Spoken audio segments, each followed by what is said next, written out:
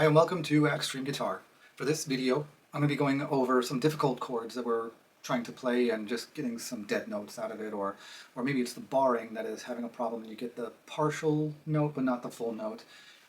Particularly, I was looking at the song Every Breath You Take, that iconic riff of,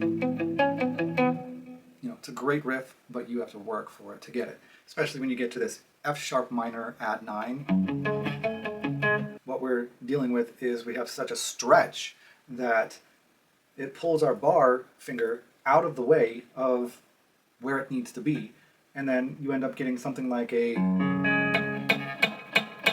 dead note because that's where your finger starts to fall off. So I'm going to go over some things that I've done to help with that.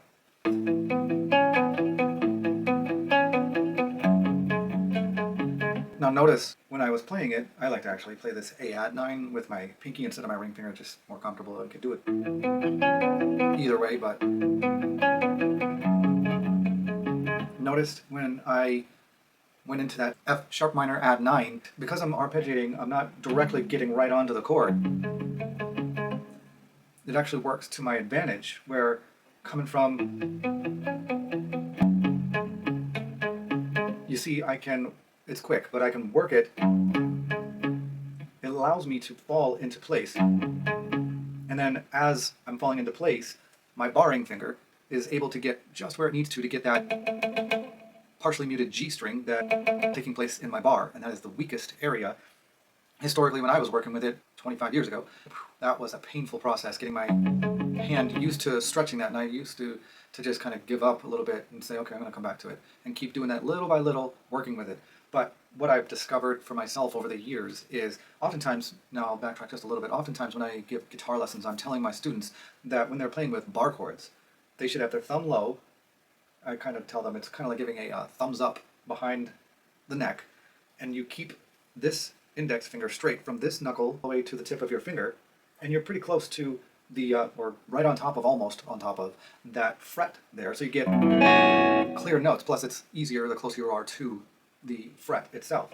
And when you get, say, an E patterned chord or an A or A minor pattern chord, then it is just easier to get a nice crisp chord, clear notes.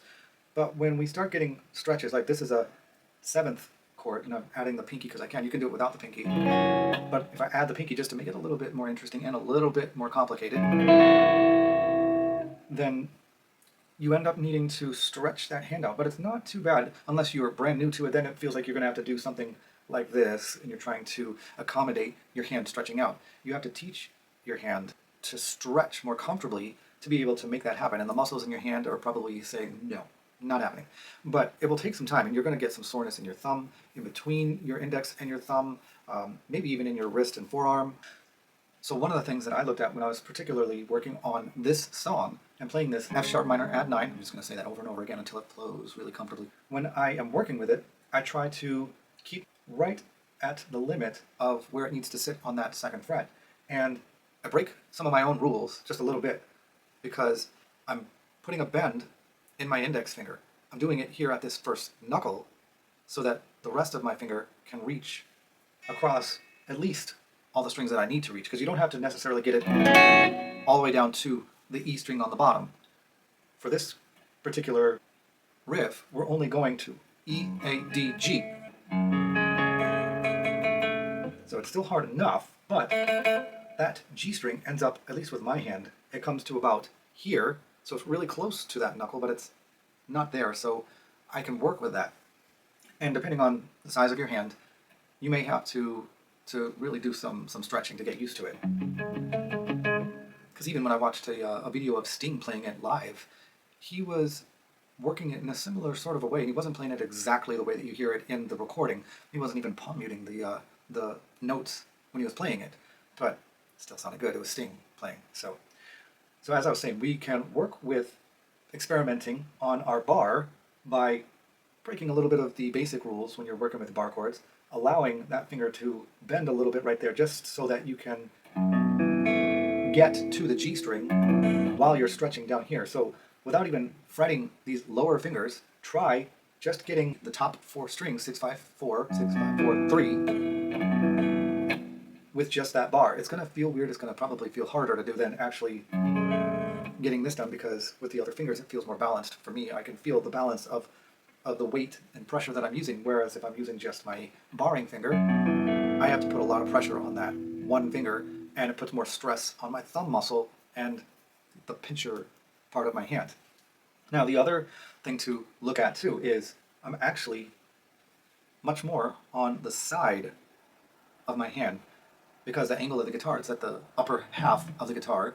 So my finger is more on its side, and maybe that's something that is going to help you out significantly in your working with your finger on its side and really tight up against that second fret.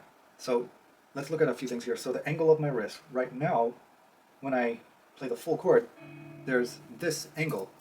This is another thing that I usually tell my students, try to not have this much of an angle, especially not 90 degree, but something like this in normal basic chords, you would want to avoid getting too much.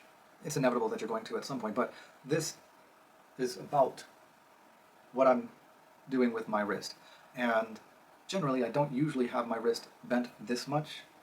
Sometimes I do, but I'm seated, so that's why it's so much easier. When you see the guitars way up like this, that's another thing too. Seating while playing chords like this and angling the guitar up this way does make a big difference in being able to handle playing chords like this. If you were standing, that's a whole other thing. You may, if you're standing, want to bring that strap a little tighter so that your guitar is a little higher, just to be able to play this one song. Some of the things that I suggest to people working on difficult chords, not just the F sharp minor add 9, but any song that's dealing with a difficult chord, whether it's a big stretch or just a weird shape that you're not used to, is take short practices, many short practices, maybe throughout the day if you can, but many short practices throughout the week to just kind of touch on it. I have done things like arpeggiating the chord where my hand is in the shape of the chord, but I'm not actually pressing it down like a bar chord. I'm actually separately fretting each note, but trying to keep my hand as close to the stretch as I can. Just try to picture your hand going in the shape of the chord that you're trying to play. And don't even worry about the other techniques, like, for instance, if there were palm, you just straight out hit each of the notes. Now, another strategy is with working on the 3 notes per string. We can take the major scale.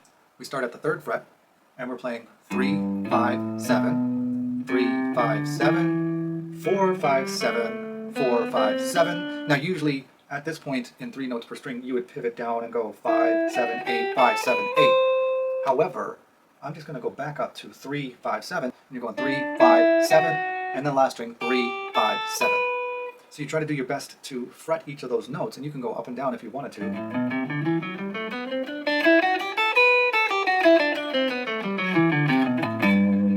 You know, just working up and down. You can do it at the 3rd fret because the frets are bigger, even up at the 1st fret. So big stretch at these frets. If your hand's not ready for that, bring it down maybe the 5th fret or even the 7th fret. The frets get a little thinner, so it could be a nice way to ease your hand into bigger stretches. Come down to the 12th fret if you can do that.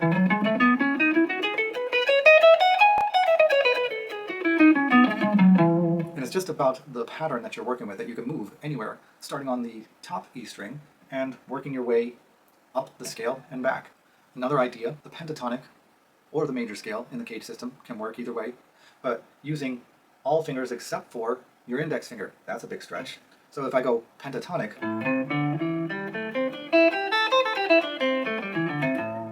and then another idea, another strategy, could be to work with not so basic chord structures. Like, for instance, if I took the open chords, you have your C chord, and I'm not going to use my index finger, or my D chord, or even G, which is, if you're used to working with bar chords, you're already used to playing an E in this shape, or an A in this shape. But are you used to working with C, or D minor? D, you get my point. So one example of a bar C song is, if you're familiar with Under the Bridge, they play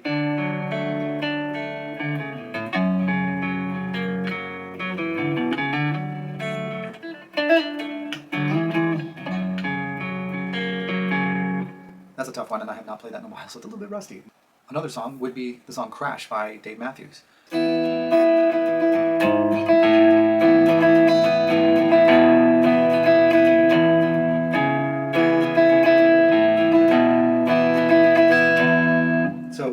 playing that one, it's still a bar D, and they're just walking through the bass line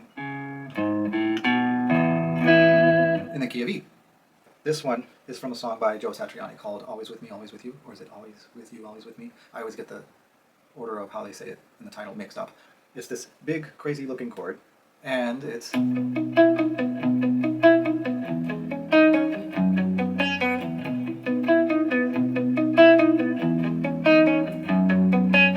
So that's a really cool chord to work with. There is a cheat that you can do with something like that, but there's something about being able to play the way that he did it. Hope that this has been helpful in giving you some ideas of ways that you can approach difficult chords. Like and subscribe to see more videos like this, and I'll see you in the next video.